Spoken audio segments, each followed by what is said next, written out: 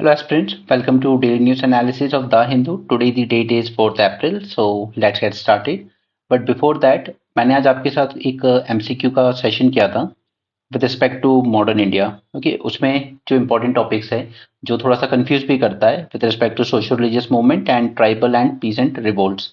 Okay, तो मेरा motive ये है कि उसमें आपको एमसीक्यू के साथ ही जिस टॉपिक पर भी बेस्ड एमसीक्यू आया हुआ है हम उस पूरे टॉपिक को ही समझ लें।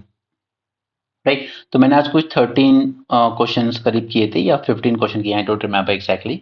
ओके, तो उसको देख जरूर लीजिएगा, they are not just MCQs. अगर आप पढ़ चुके हो टॉपिक तो अप्रोच करो। ओके, अटेम्प्ट करो क्वेश्चन को और अपना स्कोर देखो, और अगर नहीं किया है तो एटलीस्ट वहां से पूरा टॉपिक समझ लो।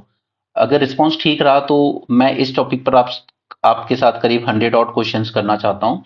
राइट, और अगर जरूरत लगेगी तो हम पूरा ancient medieval and modern India इसको इसी तरीके से रिवाइज करेंगे, क्योंकि उसमें मैं आपको जो इन्फॉर्मेशन दे रहा हूँ it goes bit beyond than what is given in your traditional text book. History was my optional so I knew it. Alright, because UPSC आपसे सिर्फ दो ही तीन सेक्शन में इजी क्वेश्चन पूछेगा। पहला है आपका पॉलिटी, जहां से आपको एक्यूरेसी जितनी हो सके उतनी मेंटेन करनी है, और लोग करते हैं वो एक्यूरेसी मेंटेन। 11 क्वेश्चन 12 क्वेश्चन आ रहे हैं तो hardly they will get one question wrong, और वहीं से वो अपना स्कोर अचीव करते हैं। Then comes to history. तो पिछले कुछ सालों में हिस्ट्री में मिडाइवल का वेटेज ज्यादा बढ़ा है। मिडाइवल का वेटेज मोस्टली टाइमलाइंस रिलेटेड आ रहा है, कौन सी डायनेस्टी किसके बाद आ रही है, एंड सेकंड की कौन किसका कंटेम्प्रेरी रहा है, कौन सा इवेंट कब हुआ था, इस तरीके से।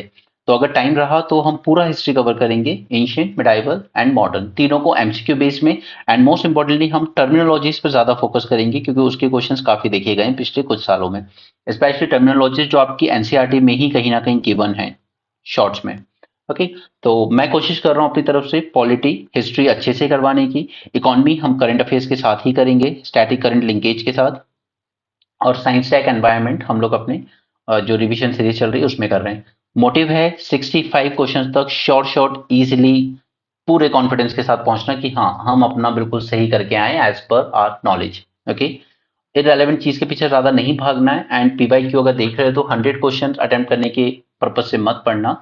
यूपीएससी आपको कुछ क्वेश्चन ऐसे देगा ही जो आपको स्किप ही करने पड़ते हैं। जैसे 2020 में सरप्राइज क्वेश्चन दिया गया था with respect to Rakhmabai history में। देखिए, रखमाबाई आपकी ट्रेडिशनल बुक्स में नहीं मिलेगा, आपको एक पासिंग रेफरेंस मिलता है सिर्फ शेखर बंदोपाध्याय बुक में। Okay, just a passing reference, but उससे भी आप क्वेश्चन सॉल्व नहीं कर पाओगे जो क्वेश्चन पूछा गया था। राइट, तो मैं कोशिश कर रहा हूँ कि वहां पर हम बुक्स के बियॉन्ड जाकर भी कुछ जाने, और करंट अफेयर से जो है हिस्ट्री से रिलेटेड चीजें वो तो लिंक करके हम पढ़ेंगे। ओके, सो आज मैंने से पार्ट 1 किया है इसके एमसीक्यू का, आप उसको जरूर देखिएगा। इसके अलावा मैं आपको अभी पार्ट 3 करने हैं मुझे आपके साथ, एक इंटरनेशनल ऑर्गेनाइजेशन के रिस्पेक्ट में मुझे इंडो पैसिफिक फोरम और organisation for Islamic cooperation Arab league वगैरह डिस्कस करना है उसमें आपके साथ। और एक पार्ट 3 करना है मुझे आपके साथ मैपिंग लोकेशन का।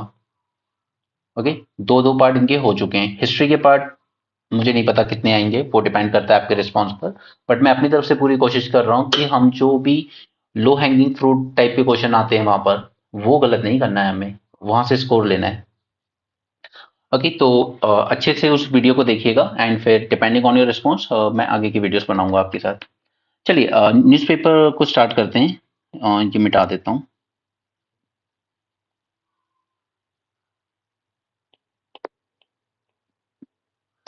ओके, नाउ यू नो कि हमारे यहाँ ईवीएम जो मशीन यूज होती है इलेक्शन में, उसमें आपके पास एक ये वीवी पैट मशीन भी अटैच की जाती है, क्योंकि यहाँ पर आप जो बटन दबाएंगे जिसको भी वोट गया होगा ये स्लिप यहाँ पर डिस्प्ले होगी करीब अराउंड 10 सेकेंड्स या 5 सेकेंड्स के लिए, और उसके बाद ये स्लिप अपने आप कट के इस नीचे जो बॉक्स रखा होगा उसमें गिर जाएगी।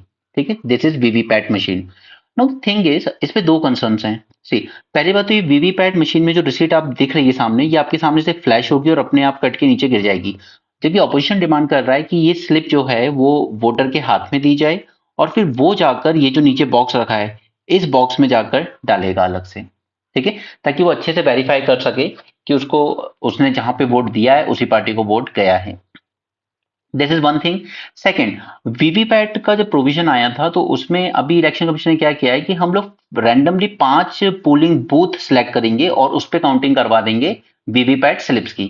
100% स्लिप्स की काउंटिंग नहीं होती है, रिमेंबर दिस। ओके, एक कॉन्स्टिट्यूंसी में मल्टीपल जगह बूथ लगाए जाएंगे, उनमें से हर कॉन्स्टिट्यूंसी में कोई से भी 5 बूथ को रैंडमली सिलेक्ट किया जाएगा, वहां पे वीवीपैट स्लिप काउंट कर दी जाएगी और बता दिया जाएगा कि इस मशीन में जो वोट हुए हैं और स्लिप में जो वोट हुए हैं बिल्कुल मैच कर रहे हैं। अगर 5 बूथ पे मैचिंग हो रही है तो फिर पूरी कॉन्स्टिट्यूंसी में भी मैचिंग हो ही रही होगी, ये मान लिया जाता है।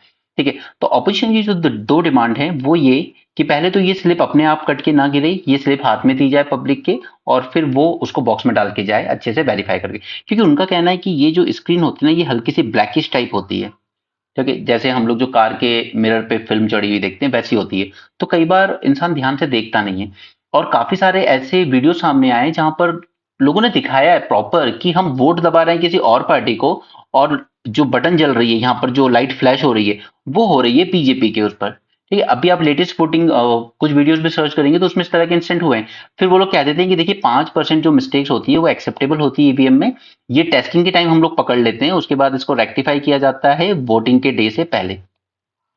बट जो मेजर कंसर्न है वो ये है कि आज तक जितने भी इस तरह की कंप्लेंट्स आई हैं, हमेशा एक पैटर्न कॉमन है, किसी अपोजिशन पार्टी के उसको आप वोट दबाइए और गलती से बीजेपी को जा रहा है।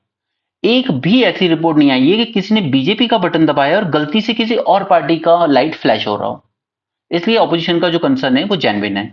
तो यहाँ पर अगेन मैं कहता हूं कि अगर हम लोग इस वक्त किसी दो लोगों को सल्यूट कर सकते हैं तो एक तो है सुप्रीम कोर्ट जिसने इलेक्टोरल बॉन्ड पे वो जजमेंट दिया और यहाँ पर वीवीपैट के मैटर को भी सीरियसली कंसिडर कर रहा है, और दूसरा है एसोसिएशन ऑफ डेमोक्रेटिक रिफॉर्म।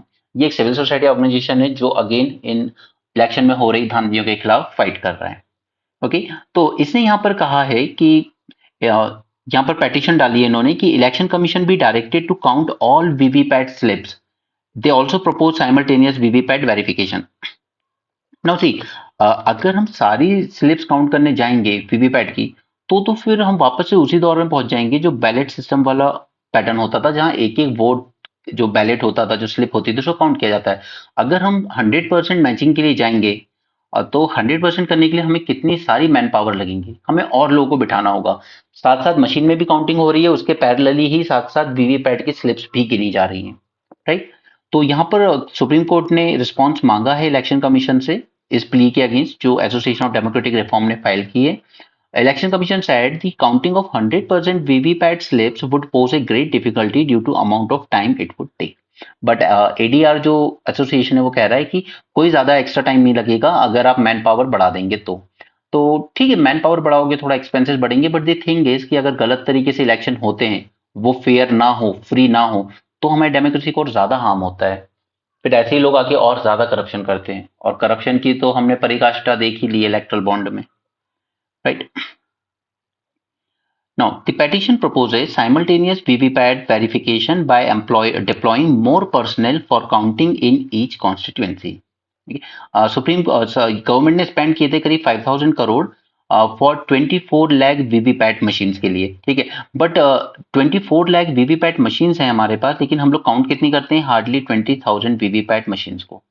क्यों? क्योंकि हमने क्या किया कि हर कॉन्स्टिट्यूंसी में से 5 बूथ पर, जबकि एक कॉन्स्टिट्यूंसी में बहुत सारे बूथ होते हैं, आपके घर के आसपास ही 3-4 मिल जाएंगे कुछ ही किलोमीटर के दायरे में।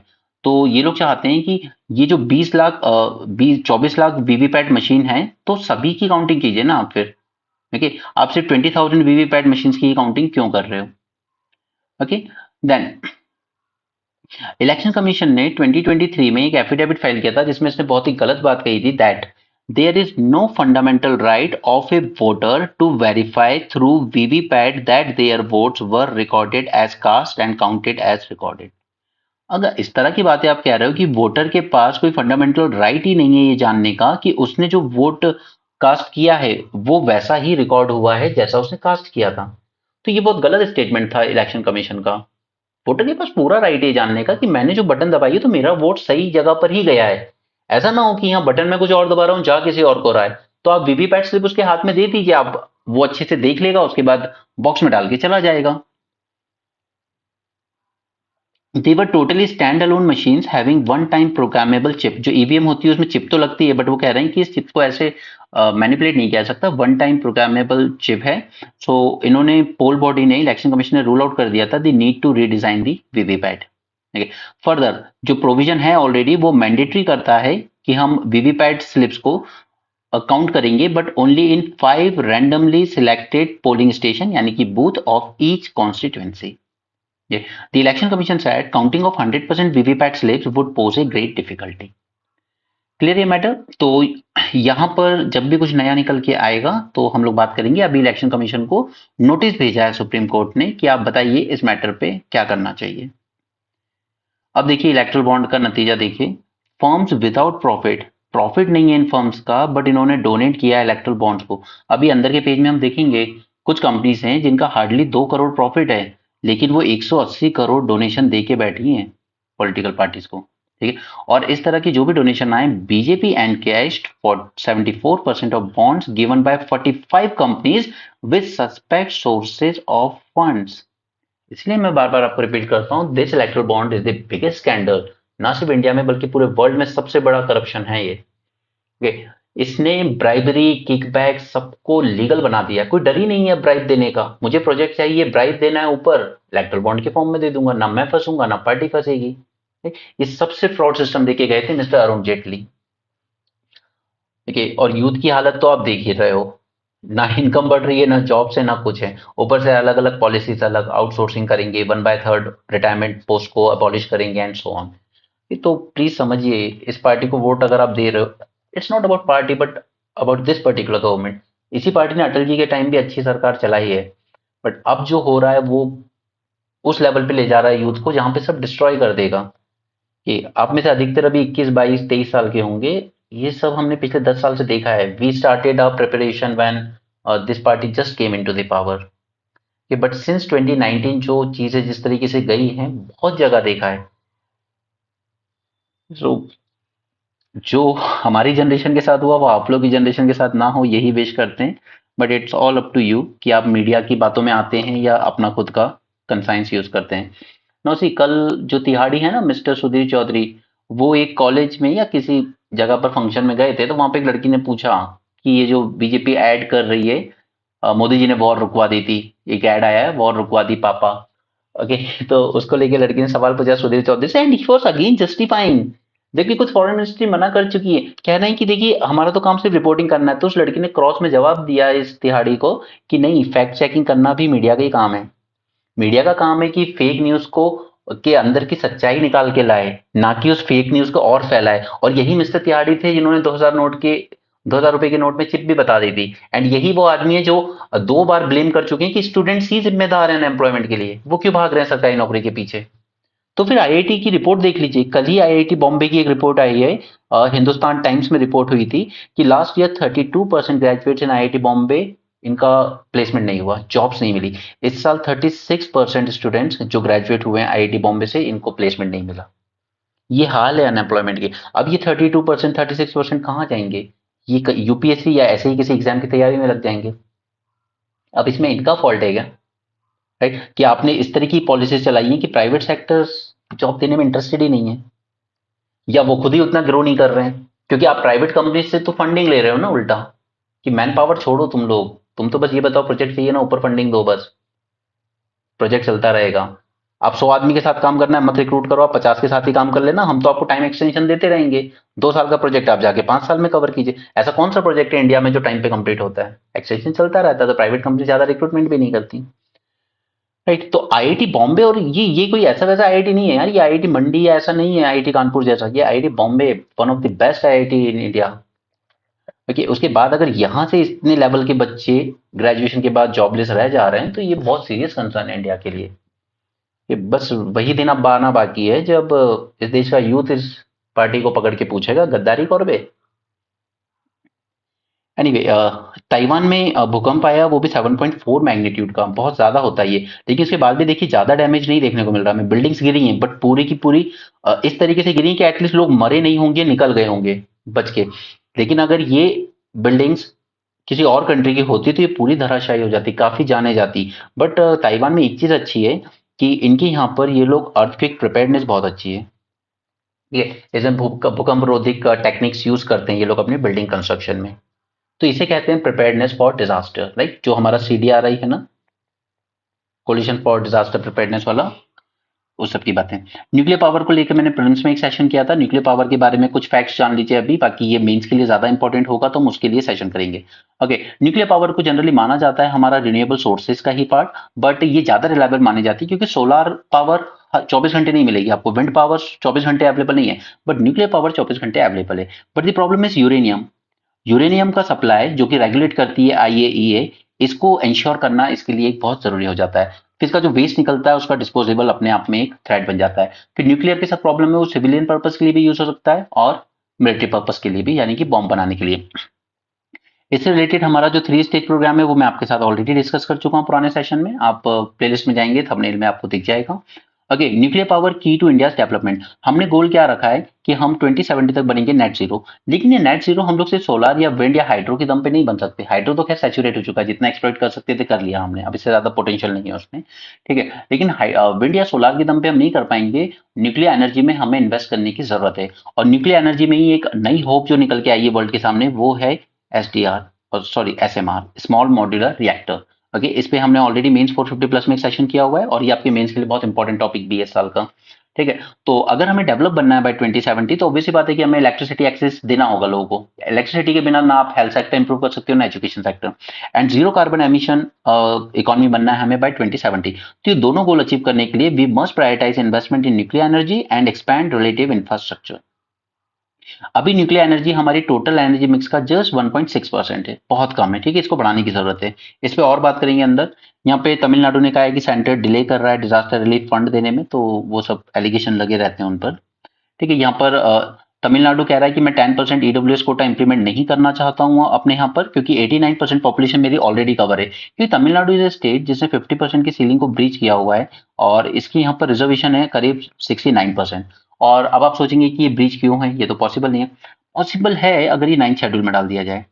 देन अगेन आपके दिमाग में सेकंड क्वेश्चन आएगा कि 9th शेड्यूल में तो कहा गया है कि अब 24 अप्रैल 1973 जब केशवानंद भारती केस का जजमेंट आया था, उसके बाद से तो 9th शेड्यूल में डाले गए एक्ट भी ओपन है फॉर जुडिशियल चैलेंज, राइट। और ये एक्ट तमिलनाडु वाला डाला गया था 1993 में, तो फिर इसको अभी तक चैलेंज क्यों नहीं किया, किया गया है, ठीक है। चैलेंज भी हुआ है, लेकिन उसमें एक चीज है कि आप 50% की सीलिंग ब्रीच कर सकते हो अब अगर आप प्रॉपर डेटा प्रूफ कर सको कि ये देना जरूरी है हमारे स्टेट में, राइट। लेकिन अभी 10% जो ईडब्ल्यूएस रिजर्वेशन है वो देना नहीं चाहते, क्योंकि उनका कहना है कि देखिए already 89% of the state population is already eligible for 69% reservation provided in education and public employment, and state can not be compelled to implement additional 10% reservation for others under EWS category. ठीक, और वैसे भी centre ने कहा ही था कि हम तो सिर्फ रिजर्वेशन दे रहे हैं, बाकी देना ना देना स्टेट गवर्नमेंट के ऊपर है, राइट। गवर्नमेंट और अब तमिलनाडु एक स्टेट है जहां पर पूरा सर्वे हुआ है, 100% door to door enumeration of caste and communities in the state was carried out in 1983। Okay, वही डेटा ये लोग आज तक यूज कर रहे हैं for providing reservation to backward classes, most backward classes and notified communities. ये second Tamil Nadu backward class commission बनी थी जिसका नाम था अंबा शंकर कमीशन इन 1983। इसने ये कंडक्ट करवाया था पूरा सर्वे। इसने रिवील किया था the proportion of socially and educationally backward classes in the state including the most backward and D notified communities. 68% है ये टोटल पॉपुलेशन का, इसलिए इन लोगों ने 9% रिजर्वेशन इंश्योर किया। नो, अब जो 103rd अमेंडमेंट हुआ था ईडब्ल्यूएस को रिजर्वेशन देने के लिए, उसने 2 आर्टिकल इंट्रोड्यूस किए थे, 15 clause 6 and 16 clause 6। But the thing is that it only empower the center and the states to provide 10% EWS reservation। लेकिन तमिलनाडु गवर्नमेंट का कहना है कि mere existence of power does not warrant the state to exercise it even without adequate supporting material। ये कह रहे हैं जब तक हमें सपोर्टिंग मटेरियल नहीं मिलेगा कि हमारे यहाँ ईडब्ल्यूएस देने की जरूरत है या ऐसी पॉपुलेशन एग्जिस्ट करती है जिसको जरूरत है इसके रिजर्वेशन की, तब तक हम पे कोई ऐसा कंपल्शन नहीं है। ये सिर्फ हमें पावर देता है कि हम कर सकते हैं, लेकिन करना है या नहीं वो हम सपोर्टिंग मटेरियल्स के बेसिस पर ही डिसाइड करेंगे। और ये यार ये नंबर याद रखना 103rd अमेंडमेंट, क्योंकि कुछ क्रूशियल अमेंडमेंट हुए हैं फ्रॉम 100 to 105, तो इनका आपको मैच करने के लिए दिया जा सकता है एग्जाम में। ओके, तो ये 100 से लेके स्पेशली 105 अमेंडमेंट तक एक बार देख लीजिएगा लिस्ट, ठीक है। उसी में ओबीसी का जो कमीशन है उसको कॉन्स्टिट्यूशनल स्टेटस भी दे दिया गया, जीएसटी भी आ गया। ओके, तो ये सब देख लीजिएगा, land border agreement with Bangladesh and so on. Bangalore water से बहुत ज्यादा इस वक्त डील कर रहा है, वाटर शॉर्टेज काफी ज्यादा हो गई है यहाँ पर। बट द थिंग इज कि एक तो समर्स, ठीक है, समर्स आ रहे हैं, सेकंड, रेन उतनी ज़्यादा अच्छी नहीं हुई, तो डैम में जो वाटर था वो उतना अच्छा नहीं है। नेक्स्ट थिंग इज़ कि एक टाइम पर लेक के लिए जाना जाता था बैंगलोर, अपने वेटलैंड्स के लिए जाना जाता था। इन लोगों ने और ज़्यादा हैवी कंस्ट्रक्शन, क्योंकि अर्बनाइजेशन बढ़ता चला गया, ठीक है, लोग और ज़्यादा माइग्रेट करके बैंगलोर की तरफ आने लगे, और उस वजह से आपकी वेटलैंड, लेक्स, इन सबको आपने क्या कर दिया, पूरा डिस्ट्रॉय कर दिया और यहाँ पर बिल्डिंग्स बनाना शुरू कर दी। ठीक है, एनक्रोचमेंट शुरू कर दिया, कंस्ट्रक्शन शुरू कर दिया, और आज आपके ये हाल है कि आपके यहाँ पर ना ग्राउंड वाटर लेवल अच्छा बचा है और ना ही आपके लेक, वेटलैंड्स वगैरह सर्वाइव कर पाए। ऑलराइट, तो बैंगलोर की आज हालत ऐसी हो गई है। चलिए, restriction impose on pilgrims visiting Ahobilam temple. First thing is, ये अहोबिलम टेम्पल लोकेटेड है within Nagarjuna Srisailam tiger reserve. Okay, और ये आते हैं सब नल्ला मल्ला फॉरेस्ट में। ये सारे जो माउंटेन्स हैं ना, ईस्टर्न कोस्ट, वेस्टर्न कोस्ट पे, इस पे मैं आपके साथ एक प्रॉपर लिस्ट बना कर दूंगा, या मैं प्रॉपर एक सेशन करूंगा आपके साथ। अभी इतना परेशान मत हो, ये सब लास्ट मोमेंट की चीजें, क्योंकि आप लास्ट में जब देखते हो तभी ये फ्रेशली याद रहती हैं। अभी पहले जो कोर पार्ट है आपके सिलेबस का, आप वो सब कर लो। Forest area covers Nagarjuna Sagar Srisailam tiger reserve which was declared as tiger reserve in 1983। इसके बारे में काफी सारी बातें करनी है हमें, तो चलिए उस पर चलते हैं पहले।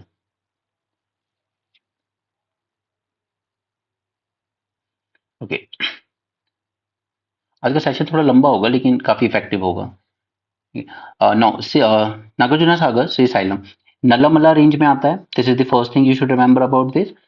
ईस्टर्न घाट का ही पार्ट है नल्लामल्ला रेंज, और ये जो टाइगर रिजर्व है ये आंध्र प्रदेश में आता है। ठीक है, इसको टाइगर रिजर्व डिक्लेयर किया गया 1983 में, जिस साल हमने वर्ल्ड कप जीता था। ये लार्जेस्ट टाइगर रिजर्व है हमारी कंट्री का। ठीक है, remember this, largest. Krishna river यहाँ से निकलती है। रिवर से रिलेटेड चीजें काफी सारी, काफी बार पूछी गई हैं। टॉप टॉप फाउनल स्पीशीज देख लीजिएगा आप, फ्लोरा देख लीजिएगा खुद से, बट उसकी जरूरत नहीं पड़ेगी आपको। द थिंग इज, मुझे आपके साथ जो बताना है, एम ई रेटिंग। ओके, आपकी मॉनिटरिंग कितनी इफेक्टिव रही है उसको इवेल्युएट करती है एम ई रेटिंग। ये मैंने प्रीलिम्स रिवीजन सीरीज में आपके साथ टाइगर जब डिस्कस किया था तब भी बताया था। ओके, ये बताता है, एम असेसमेंट करता है कि how well the protected area are being managed. Okay, क्या वो उनकी वैल्यूज को प्रोटेक्ट कर रहे हैं, क्या वो गोल्स को अचीव कर पा रहे हैं, क्या वो ऑब्जेक्टिव्स को अचीव कर पा रहे हैं जो डिसाइड किया गया। नाउ रिमेंबर कि ये जो रेटिंग दी जाती है अंडर एमईई, ये 4 कैटेगरी की दी जाती है: very good, good, fair and poor. Okay, now ये जो क्राइटेरिया है या जो इंडिकेटर्स हैं जिस बेसिस पर ये रेटिंग दी जाएगी, ये हमने कहाँ से अडॉप्ट किए हैं? तो we have adopted this from IUCN world commission on protected areas framework of MEE. Clear है? तो अगर कभी क्वेश्चन ऐसे ही आ जाए डायरेक्ट कि ये कहाँ से अडॉप्ट किए गए हैं, तो IUCN से किए गए हैं। Government has been using MEE to assess the tiger reserve across the country since its inception in 2006. Okay, 2006 में ये चीजें निकल के आई थी। नाउ आफ्टर आउट ऑफ हमारे यहाँ टोटल 53 टाइगर रिजर्व है, उसमें से सिर्फ 51 टाइगर रिजर्व को कवर किया था हमने। इसकी जो 5th साइकिल असेसमेंट हुआ था, लास्ट वाला। ऑलराइट, और इस असेसमेंट में टॉप पे कौन सा स्टेट आया था? तो Periyar tiger reserve in Kerala got the top rank, यानी कि वेरी गुड कैटेगरी में ये आया था। ठीक है, नाउ श्रीसाइलम टाइगर रिजर्व को लेकर ये क्वेश्चन पूछा गया था 2020 के प्रीलिम्स में, जिस प्रीलिम्स को मैं मानता हूं अभी तक का सबसे टफेस्ट।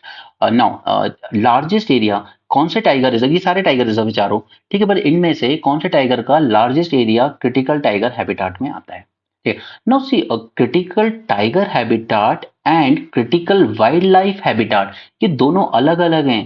बट आप जब गूगल करेंगे ना, तो आपको कई जगहों पे ये चीजें इंटरचेंज मिलेंगी, और फिर आप कंफ्यूज होगे दोनों में। मैं आपको दोनों में डिफरेंस क्लियर कर दे रहा हूं, यहीं पर कंफ्यूज नहीं होना है। ठीक है, दोनों अलग हैं, critical tiger habitat and critical wildlife habitat. So ये गलती मत करना, एक बार में इसको समझ लो अच्छे से।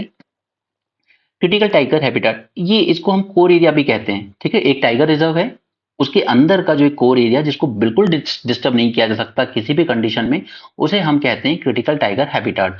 ये किसके अंडर में डिक्लेयर किया जाता है? तो under wild life protection act 1972। Remember this point, अभी अगले पॉइंट में पता चलेगा क्यों इंपॉर्टेंट ये पॉइंट। ठीक है, इसे डिक्लेयर किसके अंडर में किया जाता है? Wildlife protection act 1972। And such areas are required to be kept as inviolate. Okay, बिल्कुल इसमें कोई इंटरफेरेंस नहीं हो सकता, किसी भी कंडीशन में नहीं हो सकता। बट जब आप ये डिक्लेयर कर रहे हो, तो it should not affect the rights of scheduled tribes और सच अदर फॉरेस्ट ड्वेलर जो ऑलरेडी वहां पर रह रहे हैं पहले से। ठीक है, जैसे हम लोग कह रहे हैं ना कि हमें थोड़ा सा मैन और एनिमल, ये थोड़ा सा हमें इनको कोएडैप्शन करना है इनका, ठीक है। तो जब ये हम tiger critical tiger habitat declare करेगी स्टेट गवर्नमेंट, तो इट नीड टू इंश्योर कि वहां पर रह रहे ट्राइबल शेड्यूल ट्राइब्स या फॉरेस्ट ड्वेलर्स उनके राइट को अफेक्ट ना करें। ओके, थर्ड थिंग आपको याद रखनी है कि ये डिक्लेयर कौन करेगा, it will be declared by state government after consulting the expert committee, ठीक है। तो क्रिटिकल टाइगर हैबिटेट के बारे में 3-4 बातें याद रहेंगी। अब आइए क्रिटिकल वाइल्ड लाइफ हैबिटेट के बारे में। सी, ये डिफाइन किया गया अंडर फॉरेस्ट राइट एक्ट 2006, और वो किसके अंडर में था, वो वाइल्ड लाइफ प्रोटेक्शन एक्ट के अंडर में। ये फॉरेस्ट राइट एक्ट 2006 के अंडर में डिफाइन किया गया है। ये वो एरियाज होंगे नेशनल पार्क और वाइल्ड लाइफ सेंचुरीज के that are required to be kept as inviolate for purpose of wildlife conservation and not just tiger. वो वाला इनवायलेट रखा जाएगा जस्ट फॉर टाइगर कंजर्वेशन के पॉइंट ऑफ व्यू से, ये इनवायलेट रखा जाएगा पूरी वाइल्ड लाइफ के रिस्पेक्ट में, और ये डिक्लेयर किया जाएगा under forest right act, right. Now इसका भी जो आइडेंटिफिकेशन किया जाएगा वो साइंटिफिक और ऑब्जेक्टिव क्राइटेरिया पर ही बेस किया जाएगा, but under forest right act, और वो वाला under wild life protection act, right. Now सिर्फ डिफरेंस जो आता है ना इन दोनों में सबसे बड़ा वो ये है कि जब हम critical wildlife habitat declare कर रहे हैं, इसके लिए कंसेंट लेना मैंडेटरी है ग्राम सभा का, ठीक है। वहां ऐसी रिक्वायरमेंट नहीं है, वहां अगर आपको डिक्लेयर करना है टाइगर हैबिटेट आप डिक्लेयर कर दीजिए, बस ट्राइबल के राइट का ध्यान रखिएगा। लेकिन यहां पर आपको डिक्लेयर करना है तो आपको ग्राम सभा का कंसेंट लेना मैंडेटरी होगा, तभी डिक्लेयर कर सकते हो। यहाँ स्टेट गवर्नमेंट की मनमानी नहीं चलेगी, क्लियर। नाउ पोस्ट नोटिफिकेशन, अगर एक बार नोटिफिकेशन निकाल दिया तो forest right in critical wildlife habitat can be modified और resettled subject to certain condition. Okay, modify किया जा सकता है but subject to certain conditions, clear. तो हमने ये वाला समझ लिया आज नागार्जुना से साइलम। अब देखिए, और यूट्यूब पर और जो चैनल्स हैं उनकी तरह मैं आपको लिस्ट बना के दे सकता हूँ इनकी, या इन पर पूरा एक वीडियो कर सकता हूँ 2-2.5 घंटे का, बट द थिंग इज कि उतना आपको ना याद रहेगा और ना उतनी की जरूरत है। ये तो सिर्फ अपने चैनल और पब्लिश करने के लिए बच्चों को ओवरबर्डन करने वाली बात है, बट अगर एग्जाम पॉइंट ऑफ व्यू से जाना है तो जो चीज करंट में आएगी उसी को पढ़ो बस। यूपीएससी पूरे 53 तो पूछ नहीं लेगा आपसे। मैंने आपको उस दिन अरुणाचल पे एक नोट आया था, मैंने आपको सारी चीजें करवा दी थी, पक्के टाइगर रिजर्व करवा दिया था, कामलांग टाइगर रिजर्व करवा लिया था, नामधाफा करवा लिया था। उससे पहले एक बार असम में हम ऑलरेडी देख चुके हैं Manas tiger reserve, Orang tiger reserve, Nameri tiger reserve and Kaziranga tiger reserve, right. इसलिए मैंने आपको जिंगल भी बना के दिया था मॉन्क। अगर कभी east to west, west to east arrange करने को आ जाए तो M for Manas, O for Orang, N for Nameri, K for Kaziranga, ठीक है। ये टाइगर रिजर्व हो गए असम के। वेस्ट बंगाल की बात है तो उसमें आपके पास एक बक्सा है, ठीक है। और ये दम्फा टाइगर रिजर्व है मिजोरम में, बट द फैक्ट इज कि दम्फा में कोई भी टाइगर है नहीं, एक्चुअली 0 टाइगर्स हैं, बस वो नाम का डिक्लेयर किया हुआ है दम्फा टाइगर रिजर्व, ठीक है। तो इतना नॉर्थ ईस्ट के टाइगर रिजर्व हम कर चुके हैं क्योंकि वो न्यूज में रहे हैं कंटिन्यूअसली। उसके अलावा हमने एक बार और देखा था वाल्मीकि, ये बिहार का इकलौता टाइगर रिजर्व है, एंड दुधवा ये यूपी का टाइगर रिजर्व है। उसके बाद पीलीभीत बाद में डिक्लेयर किया गया, ये यूपी का दूसरा बन के आया, ठीक है। राजस्थान की तरफ से हमने 3 इंपॉर्टेंट देखे थे, सारिस का tiger reserve, Ranthambore and Mukundra hill tiger reserve. Okay, तो जैसे जैसे चीजें न्यूज में आएंगी वैसे वैसे हम उनको तैयार करते जाएंगे। आपका काम है सिर्फ रेगुलर डिस्कशन फॉलो करना और उनको तैयार करना, राइट। अगर मैं ये सारे आपको याद कराने बैठ जाऊंगा एक साथ तो ये याद होंगे नहीं आपको, और जरूरत भी नहीं है। मोस्ट इंपॉर्टेंट थिंग इज हम उतना ही जाने जितना हमारे एग्जाम के लिए जरूरत है। और अगर आपको इस तरीके से ओवरबर्डन होते रहना है तो हजारों वीडियो पड़े हैं यूट्यूब पे, आप अपना टाइम वेस्ट उन पे कर सकते हैं। बट द थिंग इज आपका गोल है एग्जाम क्लियर करना, सिर्फ टीचर नहीं बनना है कि सारा नॉलेज ले लूं और फिर आगे चल के टीचर बन जाऊंगा। दैट्स नॉट योर गोल, ठीक है। तो हमने यहाँ से टाइगर रिजर्व के रिस्पेक्ट में न्यूज छोटी सी थी, बट हमने इसके बारे में लगभग सारी चीजें जान ली, ठीक है। आई होप आपको पसंद आएगा, पसंद आया तो लाइक जरूर देना नीचे वीडियो को, ठीक है। एटलीस्ट मुझे पता हो कि कितने बच्चे रेगुलर देख रहे हैं इस चीज को। ओके, न्यू सैनिक स्कूल को लेकर कुछ बातें हैं तो अगेन नॉट दैट इंपॉर्टेंट, बस इतना जान लीजिए कि सैनिक स्कूल जो हैं they were establish in 1960 under Sainik school society which is under ministry of defence, and there are 33 such existing school. 21 में कैबिनेट ने अप्रूव किया प्रपोजल 100 मोर सैनिक स्कूल बनाने का, but this time under PPP यानी पब्लिक प्राइवेट पार्टनरशिप, ओके। तो अब इनके लिए एवेल्युएशन करना है कि कौन से स्कूल को इससे एफिलिएट करना है, तो ये प्रोसेस जो होगा वो स्कूल एवेल्युएशन कमेटी डिसाइड करेगी, जिसके हेड होंगे खुद डिस्ट्रिक्ट मैजिस्ट्रेट, वो चेयरपर्सन होंगे इसके, and principles of near by existing सैनिक स्कूल और नवोदय विद्यालय, ठीक है। फिजिकल इंस्पेक्शन भी किया जाएगा, तो इतनी इंपॉर्टेंट न्यूज नहीं थी ये। ओके, न्यूक्लियर पावर इज की टू डेवलपमेंट। तो स्मॉल मॉड्यूलर रिएक्टर पे हम कर चुके हैं मेंस 450 प्लस में। इस पे क्वेश्चन आपको मेंस में तो डेफिनेटली आएगा, प्री में भी आ सकता है, तो अगर आपने देखा होगा तो आपको बेनिफिट रहेगा। डेवलप इकोनॉमी बनना है 2047 तक, 2070 तक बनना है नेट जीरो। तो हमें प्रायोरिटाइज करने की जरूरत है अपने investment in nuclear energy and expand related infrastructure. अभी सिर्फ 1.6% जो हमारी एनर्जी आती है, इलेक्ट्रिसिटी आती है, वो न्यूक्लियर एनर्जी से आ रही है। तो फॉसिल फ्यूल तो रहेगा। कोल ऑलमोस्ट 70% प्रोडक्शन करता है हमारे यहाँ पर इलेक्ट्रिसिटी का, तो वो तो हम नहीं कर सकते। बट उसके साथ साथ हम लोग एम्प्लॉय तो कर सकते हैं ना, carbon capture storage and utilisation technologies, carbon capture storage utilisation. ठीक है, ये हमने कई बार डिस्कस किया है कि कार्बन का एटमोस्फेयर से कैप्चर करेंगे, उसको फिर सॉलिड में कन्वर्ट करेंगे और नीचे ले जाकर रॉक में स्टोर कर देंगे। राइट। उसके अलावा हम लोग रिन्यूएबल एनर्जी यानी सोलर विंड पर भी एम्फेसाइज कर रहे हैं। तो सभी का कॉम्बिनेशन की जरूरत पड़ेगी हमें अपने गोल अचीव करने के लिए। राइट। अभी nuclear power contribute 4% of India total. हम उम्मीद करते हैं कि बाय 2030 2050 हमारा न्यूक्लियर एनर्जी का कंट्रीब्यूशन 1.6 से बढ़ के 4% तक हो जाएगा।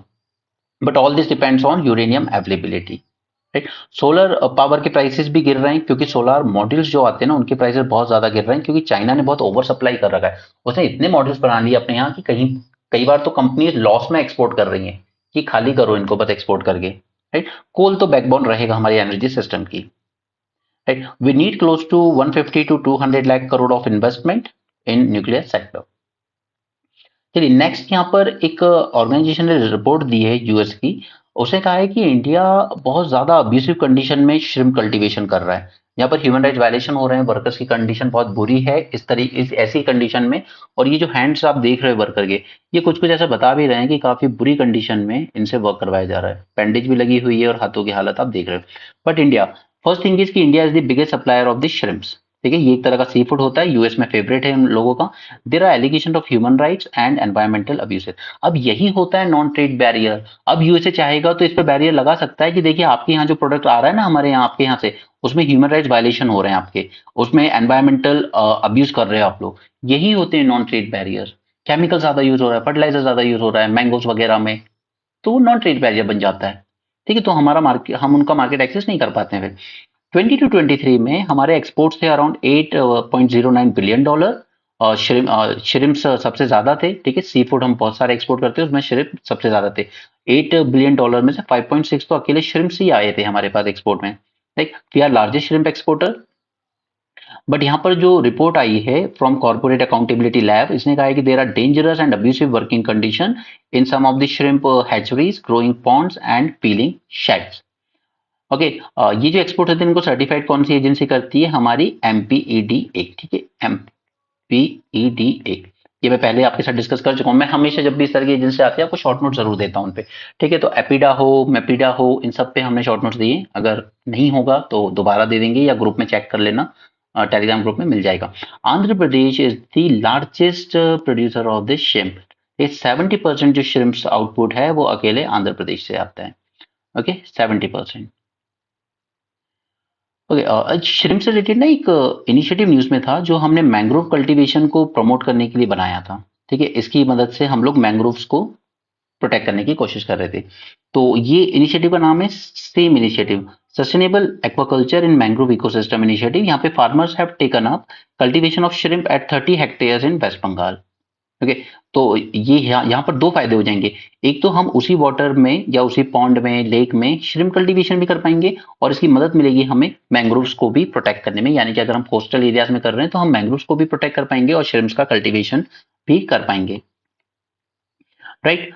यहाँ पर करना क्या है, हमें इंटीग्रेट करना है। हमें mangrove ecosystem is integrated with shrimp cultivation, but when fisheries were expanded inwards the mangrove ecosystem was excluded. Fishing, particularly shrimp cultivation, is one of the key occupation of people in Sundarban, which is a complex network of rivers and low-lying island that face tide surge twice a day। ठीक है, तो SIAM initiative तो आप सिर्फ याद रखेंगे कि ये डबल बेनिफिट देता है हमें। एक तो मैंग्रोव का भी प्रिजर्वेशन हो रहा है यहाँ पे, इनका कंजर्वेशन कर पा रहे हैं, और दूसरा कि हम लोग यहाँ पर श्रिम्प कल्टीवेशन भी कर पा रहे हैं, तो फार्मर की इनकम और ज्यादा बढ़ जाएगी। ठीक है, आगे चलें। चलिए, यहाँ पर हम लोग कोशिश कर रहे हैं कि हम टेलीस्कोप मून पर ही लगा दें अब की बार। क्योंकि देखिए हम लोग यहाँ अर्थ पे लगाते हैं तो भी दिक्कत है एटमॉस्फेयर की, और अगर हम एटमॉस्फेयर में भी लगा दें तो भी दिक्कत है रेडियो वेव्स की, क्योंकि हमारे यहाँ सैटेलाइट्स के थ्रू सारे कम्युनिकेशन चल रहे हैं, इंटरनेट से लेके टेलीविजन तक। ठीक है, तो हम लोग अगर रेडियो टेलीस्कोप लगा रहे हैं तो रेडियो वेव्स में डिस्टर्बेंस आता है इसकी वजह से। अगर हम ऑप्टिकल टेलीस्कोप लगा दें तो उसमें डिस्टर्बेंस आता है क्लाउड्स का, एटमॉस्फेयर का, पॉल्यूशन का, इस सब का। ठीक है, तो यही दो तरीके हैं हमारे पास। तो अब हम धरती पे नहीं लगा सकते, हम एटमॉस्फेयर में नहीं लगा सकते, तो हम कहाँ लगाएं? हम लगाएंगे मून के फार साइड में, फार साइड में, जहां कोई डिस्टर्बेंस नहीं है, कोई नॉइज नहीं है। तो एटमॉस्फेयर से आने वाली जिस जो भी वेव्स होंगी उनको ये ज्यादा बेटर तरीके से स्टडी कर पाएगा। इससे पहले मैंने आपसे आपके साथ दो चीजें डिस्कस की हुई हैं already, Hubble space telescope and James Webb telescope. ठीक है, इनके क्या फंक्शन है, इन पे शॉर्ट नोट्स भी दिए हुए हैं आपको। अगर आप रेगुलर फॉलो कर रहे हैं तो आपको पता होगा। ओके, नहीं होगा तो कमेंट कर देना, मैं टेलीग्राम ग्रुप पे पोस्ट कर दूंगा। सी, अब वर्ल्ड कंसिडर कर रहा है हाई रेजोल्यूशन टेलीस्कोप लगाने के लिए मून पर। मून पर या तो हम मून के सरफेस पे लगा दें या फिर मून के ऑर्बिट में लगा दें। ठीक, नो सी, अर्थ पर ऑप्टिकल टेलीस्कोप जो होते हैं, जो कि विजिबल लाइट को कैप्चर करते हैं, मैंने आपको वो दिखाया हुआ है ना, आपकी स्पेक्ट्रम पूरा। ठीक है, उसमें जो विजिबल लाइट है उसको कैप्चर करते हैं ऑप्टिकल टेलीस्कोप। ठीक है, क्योंकि उनकी वेवलेंथ ज्यादा होती है तो वो काम ऑप्टिकल टेलीस्कोप कर लेंगे। रेडियो टेलीस्कोप, रेडियो वेव्स की वेवलेंथ सबसे ज्यादा होती है। ठीक है, लेकिन फ्रीक्वेंसी कम होती है। वेवलेंथ सबसे ज्यादा होती है लेकिन फ्रीक्वेंसी कम होती है। तो यहाँ पर रेडियो टेलीस्कोप जो होते हैं वो रेडियो वेव्स को स्टडी करते हैं जिनकी वेवलेंथ सबसे शॉर्टेस्ट होती है। ठीक है, ऑप्टिकल टेलीस्कोप विजिबल लाइट को स्टडी करता है जिसकी वेवलेंथ थोड़ी ज्यादा होती है रेडियो से। ओके, नाउ ये सब हम लोग प्लेनेट के एटमॉस्फेयर में ही यूज कर रहे हैं। Now it is becoming difficult for optical instrument to see through the polluted skies. ठीक है, ऑप्टिकल है तो वो क्लाउड हो रहा है, कभी पॉल्यूशन है तो वो उतनी अच्छी पिक्चर नहीं दे रहा। और रेडियो टेलीस्कोप के साथ क्या दिक्कत आ रही है? रेडियो सिग्नल, टीवी सिग्नल, इनसे डिस्ट्रप्शन हो रहा है। तो यही दो तरीके टेलीस्कोप हम यूज कर सकते हैं, लेकिन हम ग्राउंड पे यूज करें तो भी दिक्कत है, एटमॉस्फेयर में यूज करें तो भी दिक्कत है। ठीक है, इलेक्ट्रोमैग्नेटिक हिस देखने को मिलता है इसमें, कम्युनिकेशन में आवाजें आती है दूसरी तरह की। राइट, और दूसरा, अर्थ का जो आयनोस्फीयर है वो ब्लॉक भी करता है रेडियो वेव्स की। अब सपोज करो कि कहीं अंतरिक्ष से कहीं से रेडियो वेव्स आ रही हैं, बट उनको ब्लॉक कर दे रहा है हमारा आयनोस्फीयर। राइट, तो हम अच्छा ऑब्जर्वेशन नहीं कर पा रहे हैं। So now what is the way? A scientist tried to find a way out of this by launching radio telescope into the orbit of the earth. हमने ऑर्बिट में ऊपर भेज दिया। ठीक है, कि चलिए ग्राउंड लेवल पर सिग्नल्स की दिक्कत है और क्लाउड्स वगैरह की दिक्कत है, पॉल्यूशन की दिक्कत है, लेकिन अब दिक्कत यह है कि ये जो ऑर्बिट भी कर रहे हैं ना टेलीस्कोप, और अर्थ के ऑर्बिट में, लियो अर्थ ऑर्बिट में, ठीक, तो वहां पर दिक्कत ये है कि they have started receiving radio noise from the whole planet along with signals from outer space. तो आउटर स्पेस से सिग्नल तो रिसीव कर रहा है, लेकिन हमारे पूरे प्लैनेट से भी जो नॉइज जा रही है रेडियो सिग्नल्स की, वो भी रिसीव कर रहा है। तो इसने प्रॉब्लम को सॉल्व करने के बजाय और ज्यादा वर्स्ट बना दिया। राइट, तो अब हमारे पास एक ही ऑप्शन बचता है कि हम इन ऑप्टिकल और रेडियो टेलीस्कोप को कहां यूज करें? फार साइड ऑफ द मून, क्योंकि वो एकदम क्वाइट है, बिल्कुल कोई नॉइस नहीं है।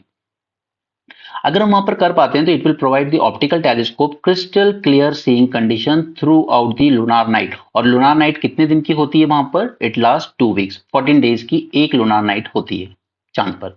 ठीक है, रेडियो टेलीस्कोप ये प्रोटेक्टेड रहेगा by a thick wall of the moon that blots out of radio transmission from the earth and electrically charge plasma winds blowing from the sun. इसका मतलब ये है कि ये हमारा अर्थ है, ठीक, ये हमारा सन है, ठीक है, और ये है हमारा मून। ठीक है, तो हम लगाएंगे एंटीना यहाँ पर। तो अर्थ से भी जो नॉइस आएगी वो पहले चांद के सरफेस पे जाएगी। ठीक, और आपको पता है चांद टाइडली लॉक है इंडिया अर्थ के साथ, तो ये पीछे का साइड जो होता है जिसको हम डार्क साइड कहते हैं मून का, वो कभी अर्थ के सामने आता ही नहीं है। तो अर्थ से जाने वाले जितने भी रेडियो वेव्स हैं, नॉइस है, वो इस एंटीना तक नहीं पहुंचेंगी, वो प्रोटेक्ट रहेंगी। जितना बड़ा इसका मून का डायमीटर है, और मून का डायमीटर ही यहाँ पे बोल रहा है, जिसको वो थिक वॉल कह रहा है, दैट इज 3476 किलोमीटर। ठीक, अब ऐसा तो है नहीं कि रेडियो वेव यहाँ जाएंगी फिर चांद की सरफेस को पूरा पूरा पार करके फिर यहाँ एंटीना तक पहुंचेंगी, that is not possible. Right, dark side आप जा ही नहीं सकते। और सन की भी जो सोलर फ्लेयर्स होंगे, ठीक, अर्थ का साइज चांद से तो बड़ा ही है ना, तो जो सोलर फ्लेयर दूर के होंगे वो तो दूर निकल जाएंगे, ठीक है, और जो होंगे वो अर्थ से ब्लॉक हो जाएंगे। तो यहाँ पर ये जो एंटीना होगा वो दोनों चीज से प्रोटेक्ट होगा, वो अर्थ से आने वाली रेडियो वेव से भी प्रोटेक्ट रहेगा और सन के आने वाले सोलर फ्लेयर से भी प्रोटेक्ट रहेगा। Clear? Now, Moon promises to open up most radio quiet location in the solar system. सबसे ज्यादा रेडियो क्वाइट अगर लोकेशन हमें कहीं मिल सकती है तो मून के डार्क साइड पर ही मिल सकती है। अब देखिए वो सब आपने बचपन में पढ़ा हुआ है कि बिग बैंग हुआ था कभी और फिर पूरा ब्रह्मांड एक्सप्लॉइट हुआ, ठीक है, और बनना शुरू हुआ यूनिवर्स। बट सबसे पहली जो वेव लाइट यहाँ पे देखी थी ना हमने, जैसे ये पूरा एक्सप्लोड हो गया बिग बैंग, ठीक है, उसके बाद पहली बार जब कोई स्टार बना और उसने अपना न्यूक्लियर फ्यूजन करना शुरू किया, तब जाकर पहली लाइट आई यूनिवर्स में, और उसी को हम लोग कहते हैं cosmic microwave background, the oldest light in the universe which can be captured by the radio telescope. Okay, तो अब ये जो टाइम रहा between the initial scattering of the CMB radiation, पहली light, and the birth of first star, this is known as the dark age. Now China पहली country बन सकता है जो शायद वहां पर स्टेशन बना लेगा, रेडियो टेलीस्कोप लगा लेगा, तो और लगा भी सकता है, वही एक है जो सबसे तेजी से चल रहा है। Terrestrial instrument can't detect this minute frequency drop. European भी कुछ प्रोजेक्ट लॉन्च कर रहा है जिसका नाम रखा है उसने, सॉरी नॉट यूरोपियन, ये नासा का प्रोजेक्ट है, लूस नाइट। ठीक है, इसमें भी इनका यही गोल है कि हम लोग चांद की जमीन पर, चांद की सतह पर टेलीस्कोप स्टैब्लिश करेंगे। ठीक है, तो इस प्रोजेक्ट का नाम याद रख लीजिए। और इंडिया ने भी अपना खुद का एक प्रोजेक्ट लॉन्च करना चाहता है इसके लिए, उसका नाम है प्रत्युष। ठीक है, प्रत्युष रेडियो टेलीस्कोप, हम भी इसको, लेकिन हमारा गोल है कि हम चांद की सरफेस पे नहीं, हम चांद के ऑर्बिट में लगाएंगे इसको। ठीक है ना, यू कैन से कि ऑर्बिट के टाइम पर तो फिर वो मून के चारों तरफ घूमेगा। ठीक है, तो फिर वो अर्थ के रेडियो और सोलार फ्लेयर, सन के, उन सब से इंटरेक्ट करेगा, हाँ करेगा, लेकिन हम ऑब्जर्वेशन कब करेंगे इस टेलीस्कोप से, जब करेंगे जब वो ऑर्बिट के इस साइड पर होगा, यानी मून के डार्क साइड, इस ड्यूरेशन में हम उसको ऑब्जर्व करेंगे सिर्फ। राइट, चाइना, चाइना की बात कर लेते हैं। तो चाइना ने तो असेंबल भी कर ही लिया है। It will study the magnetic activity on stars and centre of active galaxies in visible and ultraviolet wavelength. European space agency ने भी अपना प्रोजेक्ट लॉन्च किया है एर्गोनॉट करके। ठीक है, ये सब याद रखिए, ये मैच का कॉलम करने के लिए आ सकता है आपको। लूस नासा का है, आर्गोनॉट इसका है यूरोप का। ठीक है, उसी तरह चाइना भी अपना कुछ बनाना चाहता है, लेकिन अभी उसने नाम नहीं दिया है। इसने हालांकि पहले एक सैटेलाइट लॉन्च की थी, वो कुछ इसी तरह की फंक्शन कर रही है। और इंडिया का है प्रत्युष। ठीक है, हम रेडियो टेलीस्कोप होगा हमारा, to study the universe from the moon far side, build by Raman research institute Bengaluru. Pratyush lunar orbit में स्टैब्लिश करेंगे हम लोग, ना कि सरफेस पर। ओके, तो आई होप ये आर्टिकल आपको अच्छे समझ में आया हो। ये फिजिकल बैटल है जो केरल ने सेंटर के अगेंस्ट केस किया है, और सुप्रीम कोर्ट ने उसको भेज दिया है अगली कॉन्स्टिट्यूशन बेंच के सामने। ये 2 अप्रैल को हमने डिस्कस कर लिया था, तो आप वहां से इसको दोबारा देख लेंगे, अगर आपने मिस किया होगा तो वहां से समझ में आ जाएगा। सेम चीज दोबारा डिस्कस करना है नॉट वर्थ। यहाँ पर ये भी क्वेश्चन उसी को कर रहे हैं जो एम्प्लॉयमेंट रिपोर्ट आई थी ILO की, कि इंडिया में इतनी बेरोजगारी है। ठीक है, रूरल अर्बन एरियाज दोनों जगह हायर अनएम्प्लॉयमेंट रेट है, इनकम लोगों की गिर रही है, हर साल इनकम, रियल इनकम देखेंगे हम तो गिरी है। तो वही सब एनालाइज कर रहे हैं, बट हमारे इतना काम का नहीं है। ओके, क्योंकि गवर्नमेंट जो क्लेम करती है हमें एग्जाम में वही लिखना पड़ेगा, हम उसको ऐसे काउंटर नहीं कर सकते एग्जाम हॉल में। ठीक है, यहाँ पर इन्होंने कुछ लिखा है फॉर बेटर फ्यूचर, ये कुछ बातें उठा रहे हैं। क्योंकि देखिए ये भी यही कह रहे हैं कि आज वर्ल्ड क्या कह रहा है। अभी एक सर्वे आया था इंडियन एक्सप्रेस में, जब मैंने आपके साथ डिस्कस किया था, कि वर्ल्ड की अधिकतर पॉपुलेशन क्या प्रेफर कर रही है, अथॉरिटेरियन रिजीम। क्योंकि उन लोगों ने कहीं ना कहीं डेमोक्रेसी यानी कि मल्टी पार्टी सिस्टम में अपना फेथ खो दिया है। राइट, उन्हें अथॉरिटेरियन रिजीम ज्यादा पसंद आ रही है। इंडिया में भी सर्वे हुआ, 80% ज्यादा लोगों ने कहा अथॉरिटेरियन रिजीम होनी चाहिए, मल्टी पार्टी को। ये सब क्यों हो रहा है? एक तो जो लीडर माहौल बना रहे हैं अपने यहाँ पर बच्चों के ब्रेन वॉश करके, वो तो अपनी जगह है, बट इसका सबसे बड़ा रीजन है चाइना का जो रैपिड राइज हुआ है। ठीक, चाइना की जो रैपिड राइज हुई है इन लास्ट 30 ईयर्स। क्यों? क्योंकि उसके यहाँ पर कोई इतना मल्टी पार्टी सिस्टम है नहीं, कुछ नहीं है, उसके यहाँ वन पार्टी रूल चलता है। तो लोगों को ये लगता है कि यार वन पार्टी रूल या अथॉरिटेरियन रिजीम में जल्दी तेजी से डेवलपमेंट हो सकती है, बट ऐसा नहीं है, उसमें मिसयूज भी बहुत होता है। चाइना में सिर्फ एक चीज है कि उनके यहाँ वन पार्टी रूल अगर चला है ना, तो वो एक कॉलेज कॉलेज टाइप के सिस्टम से चलता है। Higher highly educated, highly qualified, highly experience and visionary leaders आते हैं उनके यहाँ। और हमारे यहाँ अगर वन पार्टी रूल रखेंगे हम, तो हमारे पास कितने अच्छे लीडर आएंगे वो आप जानते हैं। ठीक है, ये तो थे पढ़े लिखे लीडर लाते हैं चाइना वाले, हम तो युग पुरुष लाते हैं। हम कोई ऐसे वैसे को थोड़ी प्रधानमंत्री बनाते हैं, हम तो युग पुरुष ढूंढ के लाते हैं। खैर, प्यू रिसर्च सेंटर, इसने कई कंट्रीज में सर्वे किया था, तो वहां पे निकल के आया काफी लोग अथॉरिटेरियन रूलर को प्रेफर कर रहे हैं मल्टी पार्टी डेमोक्रेसी की जगह। जैसे इंडिया में 85% लोगों ने प्रेफर किया, इंडोनेशिया में 77%, साउथ अफ्रीका में 66, ब्राजील में 57। बट सी जो डेवलप इकोनॉमीज और ज्यादा पढ़ी लिखे हाईली एजुकेटेड इकोनॉमी से, यूके में सिर्फ 37%, यूएसए में सिर्फ 32%, और इंडिया में देखिएगा 85। इसीलिए एजुकेशन सिस्टम जानबूझकर वीक किया जा रहा है। आप लोग बस ऐसे रहिए जैसे मीडिया आपको दिखा रहा है और हम आपको बता रहे हैं, बस वही मान लीजिए बिना क्वेश्चन किए। ठीक है, बीजेपी के नड्डा जी ने जाके कह दिया एम्स मदुरई का 95% काम हो गया है, जनता ने ताली बजा दी, मान लिया, जाके देखा कि बोर्ड ही लगा हुआ है, अभी तो जमीन खाली पड़ी है।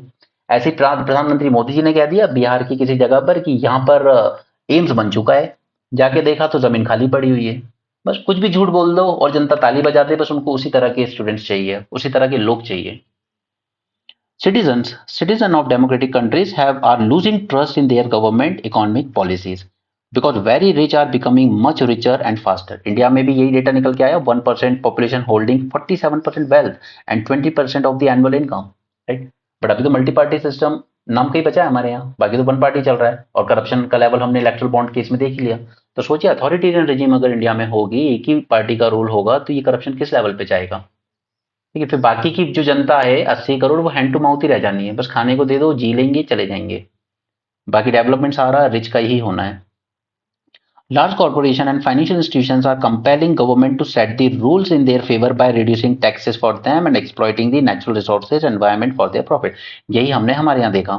ठीक है, लार्ज कॉर्पोरेशन जो होते हैं ये पॉलिसी चेंजेस करा रहे हैं। अडानी ग्रुप के लिए पॉलिसी चेंज किया गया ना, रूल क्या था, 3 एयरपोर्ट आप ऑपरेट कर सकते हैं, मेजर एयरपोर्ट, पॉलिसी चेंज कर दी गई, 6 करवा लिए गए, और आज सबसे बड़े देश के 6 बड़े airport, Ahmedabad, Jaipur, Mumbai, Delhi, Bangalore and one more is there, I think Hyderabad या जो भी है, ठीक, 6 बड़े एयरपोर्ट आज एक ही ग्रुप ऑपरेट कर रहा है। ठीक, पोर्ट्स हर 500 किलोमीटर पर एक पोर्ट या एटलीस्ट एक डॉक यार्ड अडानी ग्रुप के पास है। तो कैसे ये चेंज करवाई जा रही है पॉलिसीज, लार्ज कॉर्पोरेशन अपने फाइनेंशियल मसल्स की दम पर कंपेल कर रहे हैं गवर्नमेंट को कि आप ऐसे रूल्स बनाइए, ऐसी पॉलिसीज बनाइए जो हमारे फेवर में हो। क्यों, टेलीकॉम की 12 कंपनीज हुआ करती थी, आज से 3 रह गई हैं, एयरटेल, आइडिया, वोडाफोन एक हो गई है मर्ज होके, और जियो, जस्ट 3 ओनली। डिज्नी हॉटस्टार और जियो भी मर्ज हो चुका है, वो भी अब एक ही बन गया है। तो कंपेल किया जा रहा है कहीं ना कहीं। बाकी हमने देख ही लिया कि कैसे कंपनी से फोर्सफुली इलेक्ट्रल बॉन्ड लिया गया रेट डाल के।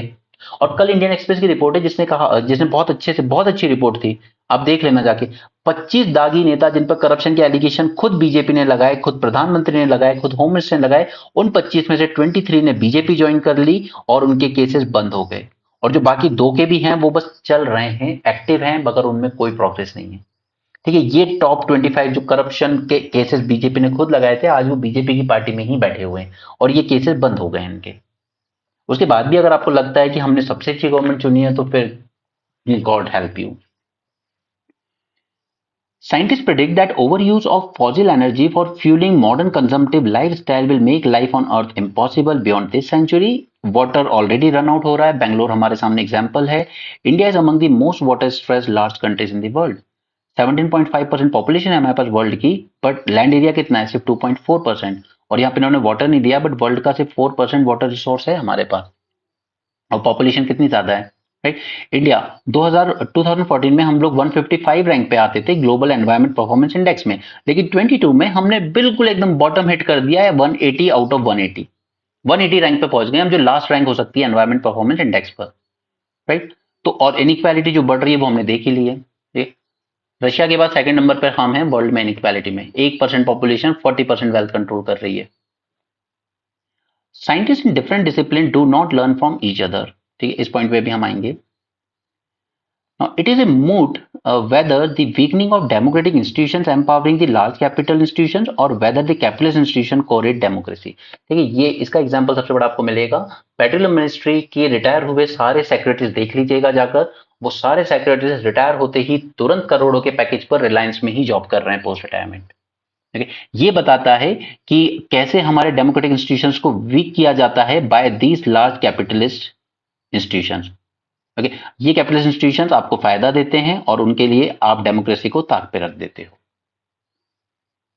By the century end, free market mentalism had become an ideology. Leave it to the invisible hand of the market because it knows the best.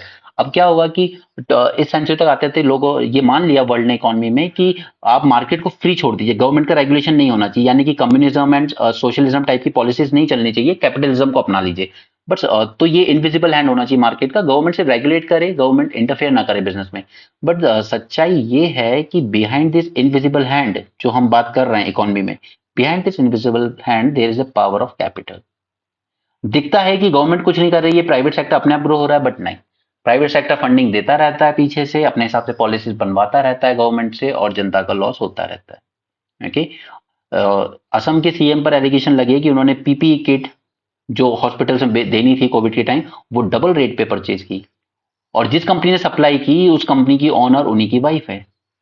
और जबकि वो कंपनी एग्जिस्ट नहीं करती थी पहले, कोरोना आया उसके बाद तुरंत कंपनी भी खुल गई, पीपीई किट्स इंपोर्ट भी कर ली गई चाइना से, और फिर इस प्राइवेट कंपनी जो इनकी वाइफ की थी हेमंत बिस्वा शर्मा की, इसने ये पीपीई किट इंपोर्ट की चाइना से और फिर इसी यही सरकार को बेची अपनी हस्बैंड के थ्रू साइन करवा के डबल रेट पर।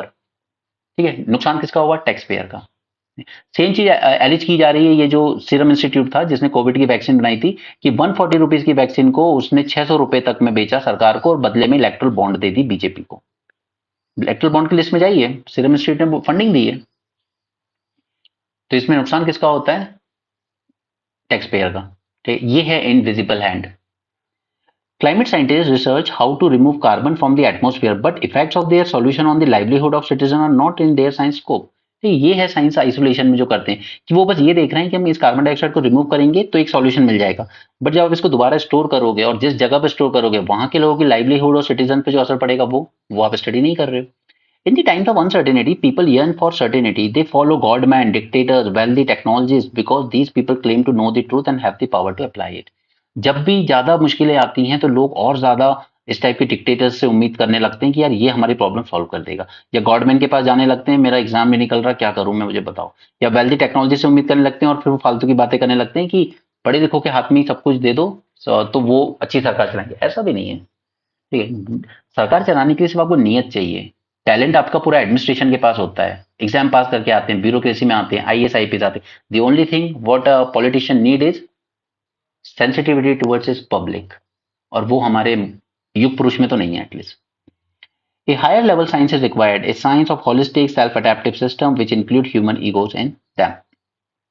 Economists say few Indian women are in labor force, whereas for centuries women have been working harder than men, producing social and economic value for their families and communities. Okay, commercial interest, ये बाबा रामदेव की पतंजलि के respect में है। ठीक है, कल मैंने आपको ये इशू समझाया था कि बाबा ने कह दिया कि हम कोरोनिल लेकर आए, दवाई बना ली हमने वैक्सीन की, और खुद हमारे हेल्थ मिनिस्टर और नितिन गडकरी जी और हेल्थ मिनिस्टर थे उस टाइम हर्षवर्धन, ठीक है, वो लॉन्च करने चले गए बाबा की दवाई विदाउट एविडेंस। ठीक, आपने अपने कमर्शियल इंटरेस्ट के चक्कर में जनता की हेल्थ के साथ कॉम्प्रोमाइज किया। अभी बाद में बाबा पलट गए कि नहीं नहीं वो दवाई नहीं थी, वो तो इम्यूनिटी बूस्टर था। तो यहाँ पे सुप्रीम कोर्ट ने कंटेम्प्ट का नोटिस भी दिया बाबा को, क्योंकि अभी भी मिसलीडिंग ऐड कर रहे हैं। ठीक है, क्लेम कर रहे हैं परमानेंट इलाज ऐसी बीमारियों का जिनका परमानेंट इलाज है ही नहीं एलोपैथी में। Right, this is direct in direct violation of drug and magic remedies act 1954 and it's rules. ठीक है, बाबा अपने प्रोडक्ट्स बेच रहे हैं, एज अ पैनिशिया ड्यूरिंग द कोविड-19 बेचा इन्होंने, it was the blatant violation of this act. Government did almost nothing, absolutely nothing to inform the people that the coronil was not a cure for COVID-19 as claimed by the company, but only a supporting measure, यानी कि immunity booster. Okay, presence of Harshvardhan, health minister, Nitin Gadkari, ये सब present थे। But बाद में जब बाबा पलट गए तब तो इन्होंने कोई इन्फॉर्म करने के लिए अवेयरनेस नहीं पहुंचाई जनता तक कि कोरोनिल पर रिलाय मत करो। ओके, अब बाबा को इतनी हिम्मत क्यों आ रही है? He is emboldened by the absence of penal action by the court और the government for false claim Coronil कुड किया और कोविड-19, कोई एक्शन लेती नहीं है गवर्नमेंट उनके अगेंस्ट, तो वो और ज्यादा एम्बोल्डन होते जाते हैं। और एक बार तो उन्होंने कह भी दिया था सरकार के लिए कि उनका बाप भी मेरा कुछ नहीं बिगाड़ सकता। Company went on an advertisement spree in 2022 claiming products could cure many non-communicable disease and conditions. ठीक है, ये तो और ज्यादा बेकार एडवर्टाइजमेंट था। अगर ये एलोपैथी को हमेशा क्रिटिसाइज करते रहते हैं कि डॉक्टर टर टर टर मर गए। Court want the company not to advertise permanent cure and threaten to impose a penalty of 1 crore on every product. ठीक है, ओके, बट उसके बाद ही बाबा डिफाई कर गए और company held A press conference in defence of his products. इस judgement के बाद भी इन्होंने प्रेस कॉन्फ्रेंस में देखा नहीं हमारे प्रोडक्ट बहुत सही है। At least tacit support is there from the government and specially from the central government. और ये सब एक हैं, ये 2011 से लेके मनमोहन सिंह को जो परेशान किया गया 2013 तक, अन्ना आंदोलन और बाबा रामदेव आंदोलन, और ये सब फाइनेंस किए गए इनके through. They all are one. The absence of any restraining order by the government to stop the company from freely advertising highly misleading claim only strengthen the suspicion. ठीक, क्यों गवर्नमेंट एक्शन नहीं ले रही इनके against?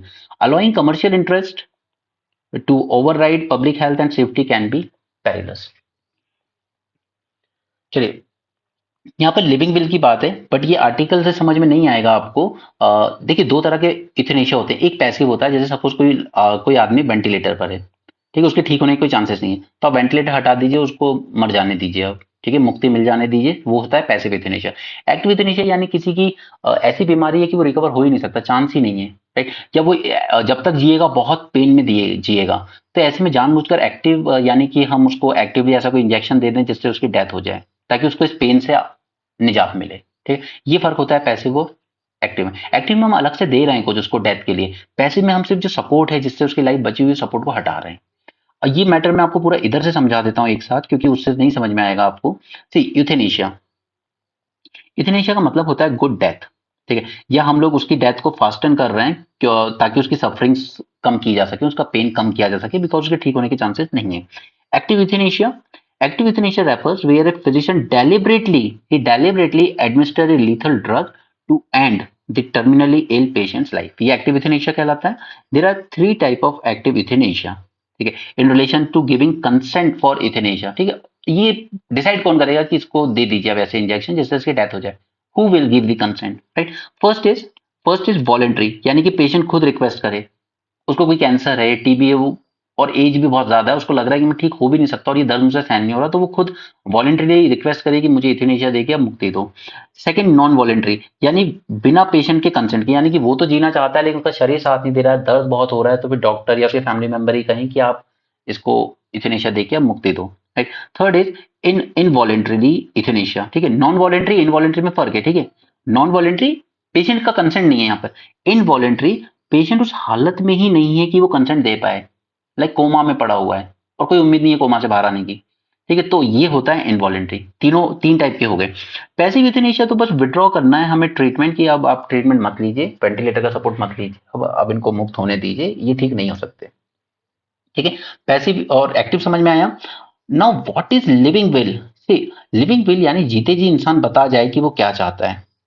Living will is a person's right to issue advance directive on the course of his or her treatment, including withdrawal of life support should such a situation arise। यानी कि अगर कोई बीमार है वो पहले से ही अपना बता दे कि देखो अगर मेरा ये ऑपरेशन फेल हो जाए और मैं कोमा वगैरह में चला जाऊं, तो I am already age 80 plus, तो आप मुझे वेंटिलेटर पे रख के जबरदस्ती सपोर्ट मत दीजिएगा, just let me die off. Okay, तो वो अपने लिविंग विल में एडवांस में ही वो अपना डिसीजन बता गया है कि अगर ऐसी सिचुएशन आए, ऑपरेशन फेल हो जाए तो क्या करना है, right? However, there is no way a living will provision can be made foolproof, requiring no intervention of the doctor or immediate decision makers around a person। अब इंडिया में जहां ज्यादा आबादी वहां क्या है, लोग हाँ हाँ इसको मरने तो इसकी प्रॉपर्टी ग्रैब कर लेंगे। ये सच्चाई है, सुनने में बुरा लगे बट कुछ जगहों पर ये सच्चाई है। ठीक है, तो कभी भी ये जो एडवांस डायरेक्टिव होंगे ये फुल प्रूफ नहीं हो सकते। क्या श्योरिटी, क्या प्रूफ है आपके पास कि आपके जो पर्सन गए हैं ऑपरेशन में ये इस तरह की बातें बोल के गए? कोई प्रूफ है आपके पास? ठीक है, क्या डॉक्टर के सामने उन्होंने आपसे इस तरीके की बात कही थी, राइट? तो फुल प्रूफ नहीं होगा कभी भी ऐसा सिस्टम। ठीक, तो अभी हम जानेंगे कोर्ट का डायरेक्शन 2018 में आया इस बात को लेके। पहले हम ये जानते हैं क्या यूथेनेशिया लीगल है इंडिया में? तो यस, 2018 में एक common cause versus union of India में सुप्रीम कोर्ट ने कहा that yes person has right to die. जैसे right to life is a fundamental right under article 21, और इसी तरीके से right to die is also die with dignity is also fundamental right, saying that a terminally ill person can opt for passive euthanasia and execute a living will to refuse medical treatment. Court ने permit किया एक individual को to draft a living will specifying that she or he will not be put in life support if they slip into an incurable coma. तो यहां पे court ने recognise किया that right to die with dignity is also a fundamental right under article 21 right to life. तो passive euthanasia कि मतलब मुझे कोई लाइफ सपोर्ट मत देना अगर ऐसा ऑपरेशन फेल हो जाए, तो वो अलाउ है। क्या एक्टिव यूथेनेशिया भी लीगल है? तो नहीं, active euthanasia is a crime. कि अगर हम किसी को दर्द से निजात दिलाने के लिए जबरदस्ती को इंजेक्शन दे दें मरने के लिए, तो वो तो क्राइम रहेगा। अरे, section 309 of IPC deals with attempt to commit suicide and section 306 of IPC deals with abatement of suicide. Both actions are punishable. Only those whose brain dead can be taken off life support with the help of family member। ठीक है, अगर आपसे brain dead हो गए हो already तो आपसे ये सपोर्ट लिया जा सकता है, अदरवाइज नहीं। ठीक है, यानी कि सोचो कि अगर कोई बहुत बीमारी से ग्रस्त है, रोज पेन हो रहा है, रोज पेन हो रहा है, तो क्या उसको एक्टिव यूथेनेशिया दिया जा सकता है? तो नहीं दिया जा सकता। दर्द हो रहा है तो सहन करना पड़ेगा बट हम नहीं दे सकते। एक्टिव यूथेनेशिया देना अलाउ नहीं है, क्योंकि इसका बहुत ज्यादा मिसयूज होगा। अगर किसी को किसी की प्रॉपर्टी हड़पनी होगी तो डॉक्टर के साथ सेटिंग करेगा, आप 10 करोड़ की प्रॉपर्टी है, आपको भी 1 करोड़ मिल जाएगा, आप एक्टिव यूथेनेशिया को दे दीजिए और मरने दीजिए। इसका मिसयूज होने के चांसेस ज्यादा है, इसलिए हमने एक्टिव यूथेनेशिया को प्रमोट नहीं किया इंडिया में, एक्सेप्ट ही नहीं किया। ठीक है, फिर इसने कुछ गाइडलाइंस दी 2018 में, वो अभी हम देखेंगे। उसके अलावा बाद में कुछ मॉडिफिकेशन भी किए, उसमें कंपैरिजन करते हैं दोनों में। चलिए यहां से हम कंपैरिजन कर लेते हैं। राइट, अर्लियर पहले क्या गाइडलाइन थी इनकी? It was necessary that a judicial magistrate attest or countersign a living will. आपकी अगर पर्सन ने लिविंग विल दी है कि मेरी कोई सिचुएशन आए तो ऐसे करना, तो ये लिविंग विल तभी वैलिड मानी। ये तो फिर इंसान मन से भी लिख सकता है ना, कोई किसी ने लिख दिया किसी की प्रॉपर्टी हड़पने के लिए कि इसने मुझे लिविंग विल दे के गया था कि अगर ऐसी सिचुएशन आए तो इसको मरने दिया जाए। ठीक है, तो लिविंग विल जब तक एक्सेप्ट नहीं की जाएगी जब तक कि जुडिशियल मैजिस्ट्रेट काउंटर साइन ना करे उस पर। अब एक जुडिशियल मैजिस्ट्रेट के पास इतना टाइम होगा कि किसी भी हॉस्पिटल में ऐसा कुछ हो रहा है तो या तो वो वहां जाए या वो लिविंग विल लेकर आए जुडिशियल मैजिस्ट्रेट के पास। ठीक है, नॉट पॉसिबल। तो इसमें आपको चेंजेस किए गए that an attestation by a notary or gazetted officer will be sufficient. District magistrate के पास जाने की जरूरत नहीं है, अगर कोई भी गैजेटेड ऑफिसर उस पर साइन कर देता है लिविंग विल पर तो वो वैलिड मानी जाएगी। क्लियर, ये चेंज किया गया। दूसरा, living will was kept in custody of A district court concern. उस डिस्ट्रिक्ट में जो कोर्ट होगा वहां पर ये लिविंग विल उसकी कस्टडी में रखी जाएगी। But now living will be part of national health record which can be access by Indian hospital. ठीक है, डिजिटल जो हेल्थ रिकॉर्ड रखे जाएंगे उसमें अपलोड कर दी जाएगी, वहां से एक्सेस की जा सकती है हॉस्पिटल्स के द्वारा। राइट, तो ये दूसरा चेंज किया है।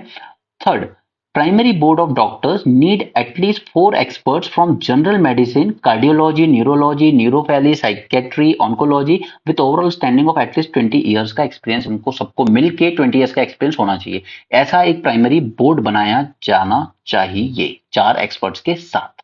ओके, इसमें चेंज किया गया है कि अब कर दिया गया है 3 डॉक्टर्स, जिसमें से 2 ट्रीटिंग फिजिशियन हो सकते हैं, 2 अदर डॉक्टर्स हो सकते हैं, जिनके पास 5 इयर्स का एक्सपीरियंस हो स्पेशलिटी में, will comprise the primary board. तो इसका सिर्फ नॉमेनक्लेचर चेंज कर दिया गया क्योंकि ये इतने एक्सपर्ट्स ढूंढ पाना पॉसिबल नहीं होता था, और वो भी विद 20 इयर्स ऑफ एक्सपीरियंस।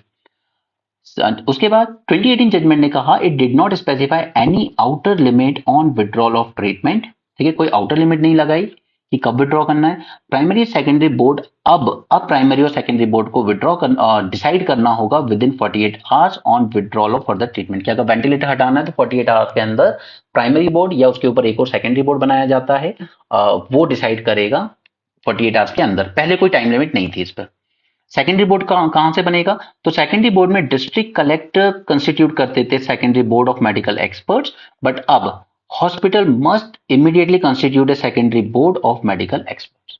ठीक है, तो ये चेंजेस याद रखने हैं, यही उस आर्टिकल में दिए हैं। उस पर भी वो क्वेश्चन कर रही है कि अभी ये जो चेंजेस किए गए इनमें भी दिक्कत है। ठीक, पर उतना डिटेल में आपको जाने की जरूरत नहीं है। बट ये आर्टिकल, ये जो इशू था पूरा यूथेनेशिया का, ये आपको आई होप अच्छे से समझ में आ गया होगा। ओके, समझ में आया तो do give a thumbs up. चलिए आगे चलते हैं। यहाँ पे देख लीजिए आप, गवर्नमेंट, क्या आप मस्त गवर्नमेंट चुनी है हमने। ओके, यहाँ पर प्रॉफिट कितना हो रहा है? 144 करोड़। डोनेशन कितना किया है? 410 करोड़।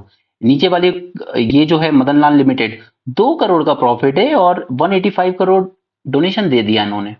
वाह, है ना, कितना अच्छा दान धर्म कर रहे हैं। शुड स्टेट गवर्नमेंट बोरो मोर? तो ये ऑलरेडी 2 तारीख को हमने डिस्कस कर लिया है, सेम बातें हैं। केरल वाला इशू है, आप देख सकते हैं, उसमें कुछ नया नहीं है। जो कुछ नाटो को लेकर कुछ क्विज है, प्लीज खुद से कर लेना, डू इट योरसेल्फ। कल इसके आंसर आएंगे कल के एडिशन में, तो प्लीज उसको एक बार देख लीजिएगा। ठीक है, अच्छा है। जीआई पे भी आया था, तब भी मैंने आपसे कहा था कि देख लीजिएगा। High crude price is a concern, तो ग्लोबल लेवल पर क्रूड प्राइसेस के क्रूड ऑयल के प्राइसेस बढ़ते जा रहे हैं।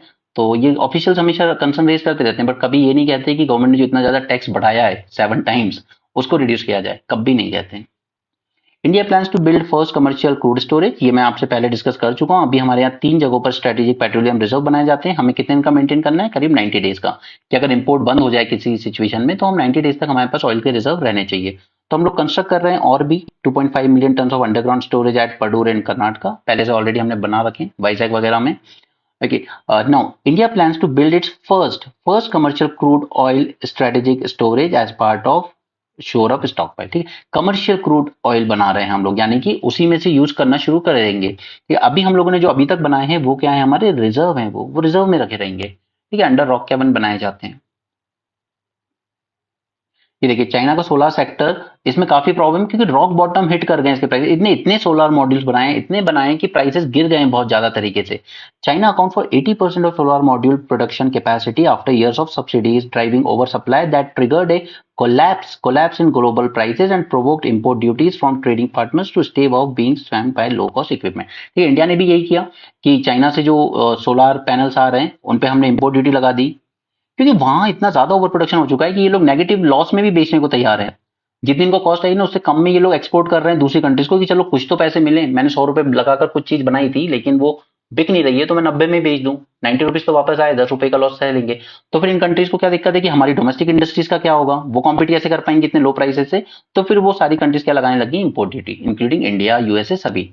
Chinese panel account for more, Chinese panels are almost 60% cheaper than US made equipment. ये बहुत सस्ते, and it is world second largest economy after US, we all know. Nearly half of China solar panel exports in 23 were to Europe. ठीक, तो Europe की countries भी इस पे import tax लगा रही हैं, क्या आप पूरा मार्केट कैप्चर कर लोगे हमारा। यहाँ ईरान थोड़ा सा कंफ्यूजन में है, क्योंकि इसकी एम्बेसी पर अटैक हुआ इसराइल की तरफ से, और एम्बेसी कहाँ लोकेट थी, सीरिया में। ठीक है, तो ये थोड़ा स्ट्रेटेजिक डायलेमा में है कि मैं अपने आप को कंट्रोल करूं, रिस्ट्रेन करूं या अटैक करूं इसराइल पे, क्योंकि फिर तो वॉर और ज्यादा बढ़ जाएगी, और यूएसए तो मौके ही ढूंढ रहा है कब ईरान को और ज्यादा सैंक्शन लगा सकूं मैं। Ukraine new law lowers conscription age to 25। No, मैं हमेशा मानता हूं कि इंडिया की जनता काफी सोई हुई रहती है, बट यूक्रेन की जनता हमसे भी ज्यादा सोई हुई है। ठीक है, अभी कॉन्स्क्रिप्शन यानी कि कंपलसरी मिलिट्री सर्विस, पकड़ पकड़ के आपको मिलिट्री में भेजा जाएगा, जाओ फाइट करो, इसकी एज को और कम कर रहे हैं 25 ईयर्स। बट यहाँ की जनता इतनी सी बात बैलेंस से नहीं कह पा रही है कि या तो आप रिजाइन कर दो या रशिया के साथ कोई डील कर लो। ठीक है, पुराने वाले एरियाज वापस दे देगा रशिया अगर देने को तैयार होता है, बट आप उसको अश्योरेंस दे दो, रिटर्न में दे दो कि चलो मैं तो जा रहा हूं, मैं साथ में ये भी देके जाता हूं कि न्यू गवर्नमेंट आपको अश्योर कर रही है कि हम नाटो ज्वाइन करने की गलती दोबारा नहीं करेंगे, या नाटो का प्रपोजल एक्सेप्ट करने की गलती नहीं करेंगे। ओके, ना इंटरेस्ट दिखाएंगे नाटो में। बट यहाँ की जनता कंपेल ही नहीं कर रही, वो सफरिंग्स उसकी बढ़ती जा रही है, but it is just not raising its voice. Netanyahu comes under pressure at home to quit. See, even Israel की जनता इससे अच्छी है कि वो नेतन्याहू को बोल रही है आप रिजाइन कर दीजिए, अब बहुत हो गया, आप वॉर लंबी खींच रहे हो, हॉस्टेजेस को आप रिलीज कर नहीं पाए आज तक, हमास के मिलिटेंट्स को अभी तक डिस्ट्रॉय आप कर नहीं पाए हो। ठीक है, तो फिर आप कर क्या रहे हो। तो उन पर भी प्रेशर बनता जा रहा है।